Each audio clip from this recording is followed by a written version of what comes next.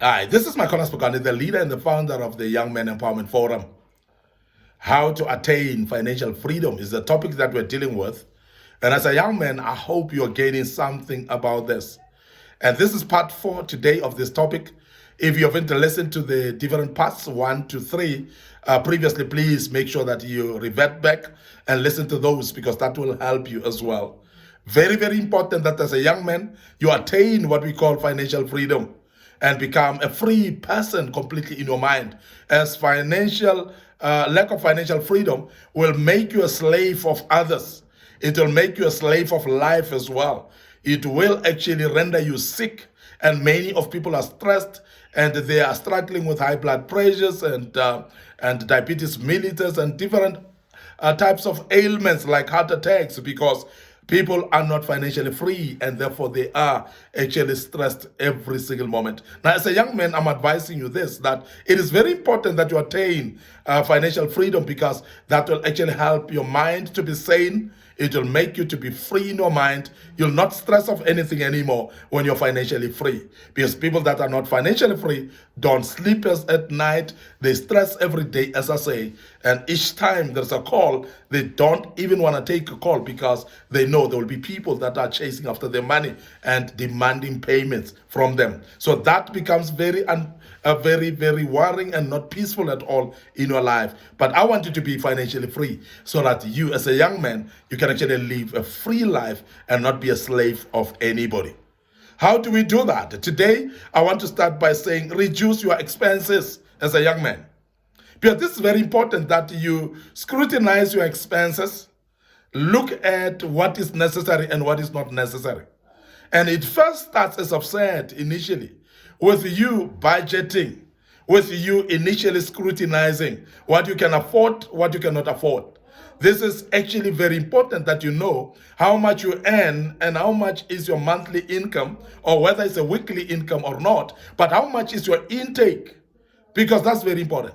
Because when you know how much is your intake, when you know how much is your earnings, and you know what comes in, and therefore you can be able therefore to plan properly of what goes out, and that becomes very important.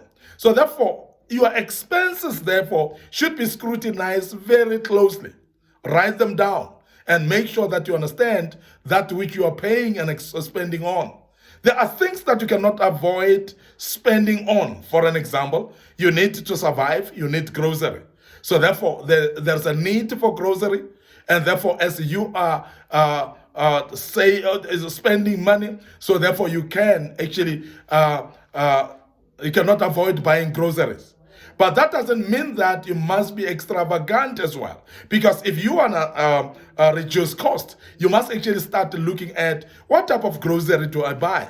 Where do I buy it? Can I be able to compare actually the shops that I'm buying from, versus say buying from Woolworths versus buying from Pick and Pay and so on. And you look at cost-effective places where you can actually buy things more better priced. Very, very important. That's reducing the cost.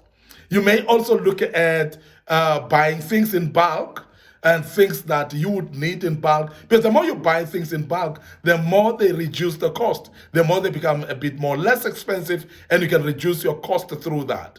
Now, number of items as well that relates to what you're doing is very important, because if you are going to reduce your cost and say, I normally buy so many items, you may say, let me buy less because I may need less. So in other words, the reducing of cost is going to be in different ways. It could be through, as I've said in the previous lesson as well, by limiting your travels. If you wanna reduce your cost in petrol, for instance, and you're reducing your cost in the wear and tears of maybe your vehicle as well. So you may need to reduce your travels. You may need to actually reduce some of the things that you do.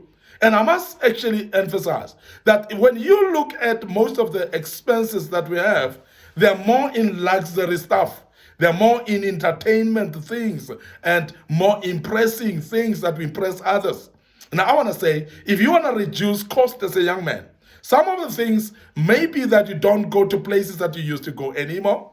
You don't associate with the people that you used to associate with, those people that push you into spending a lot. So you start to reduce in those areas and scrutinize and ask yourself, is it necessary to go to such a place? Is it necessary to associate with these people? Is it necessary to do that and that? Is it necessary to buy this that I'm buying? So when you start to ask questions about your spending, then that is what we call a step forward in reducing the cost. And this is very, very important. Now, I want you to also scrutinize really your lifestyle, because your lifestyle may be costly itself, in the sense that what you are actually having interest in are things that you may cut off from. For an example, if you have actually been somebody who is spending more life in restaurant life and so on, you may need actually to buy grocery and cook on your own and save the money that you may be going to restaurants at all times. And this is very important. And that is why if you are, as a young man, you are a family man, you might actually even need to cut down on things that you spend daily. Instead, if you go into work and you used to buy in the canteen every day, you might need to take some sandwiches from home that you do on your own. That will reduce the cost of you buying out at the canteen at work. And those are type of things. And there are many other ways that you can save cost. But I want to emphasize that saving cost is one of those things that will lead you into financial freedom. But secondly, I want us to look at investments. As a young man, if you want to have what we call financial freedom, investments are very, very important. Now, investments, they are actually born from the attitude of saving. They are born from a mind of future, a mind of thinking what will happen in future. When you embark into the mind of the future, you are able to think about tomorrow, not only eat for today and die. You're not only spending for today and die, but you think about the future. Listen to this. If you want to make use of your money to increase, you need to think of what we call long-term investments. Because long-term investments is actually a way of making money to actually come up with interest rates that will help you. And also what it does, it actually multiply your money. It actually adds up on your money and make it to be more instead of remaining the same amount. So investment therefore becomes very, very important. Now, investments may be done in the actual investment of the money, in putting it into the bank, in investment accounts, but you can also invest in things like property, for instance. And I must emphasize that when you are wise enough to invest, say, in property, we know that property increases the value every day. It actually becomes valuable every day. And there are those of you who invest in property, buy houses, maintain them a little bit and shape them up and sell them again, or even sometimes whereby you invest in those properties in the sense that you recreate them and rent out to people. And those are type of investments that you should actually look at, because there are people that are actually looking at today and have what they have, eat today and die tomorrow.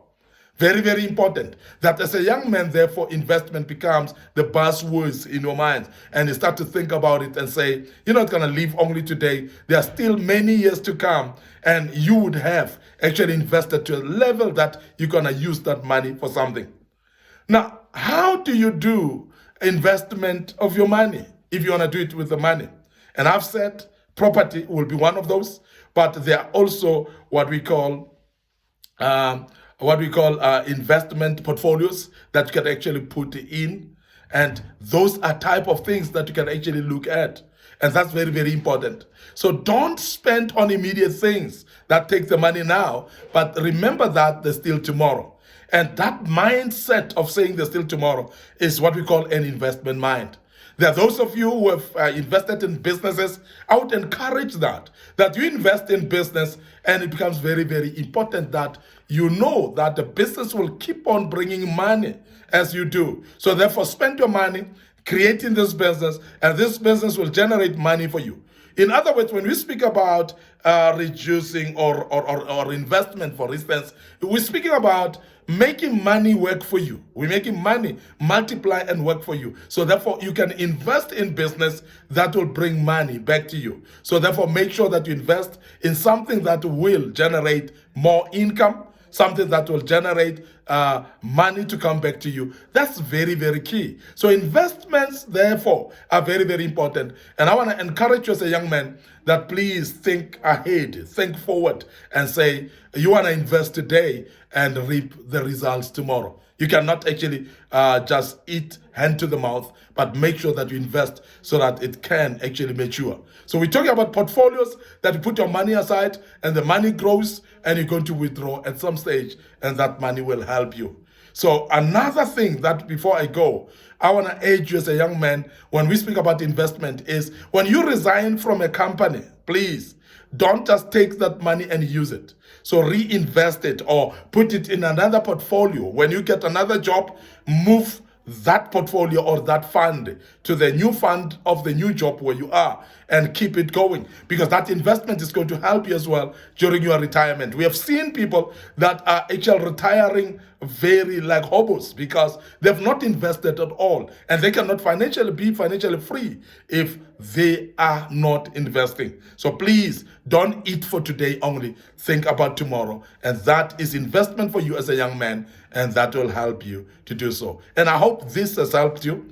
We will deal with part 5 tomorrow, which will be wrapping up this topic of how to attain financial freedom. And I hope tomorrow you will actually be with us as well as we wrap it up. Your host, Mykonas Bogani. Thank you very much for listening to us. Please subscribe to our YouTube channel. Please also click that notification button and make sure that every single video that we post, it actually notifies you so that you can be able to join us and listen to us and be part of our great teachings that we teach. As a young man, I urge you, please attain financial freedom. May the good Lord bless you, and cheers for now.